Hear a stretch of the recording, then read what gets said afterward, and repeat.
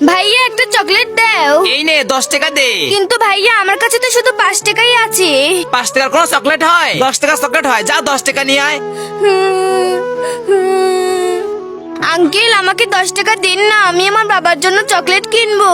আর আমার কাছে মাত্র 5 টাকাই আছে। ওই ছোটু। হ্যাঁ ভাইয়া, এই বাচ্চাকে একটা চকলেট দে তো। ঠিক আছে ভাইয়া। বাবা তুমি যাও, আমি তোমার জন্য চকলেট নিয়ে আসতেছি।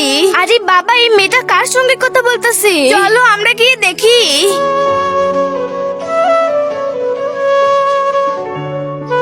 বাবা তুমি কেমন আছো? তোমার কথা আমার অনেক মনে পড়ে। আমাকেও তোমার কাছে নিয়ে যাও না।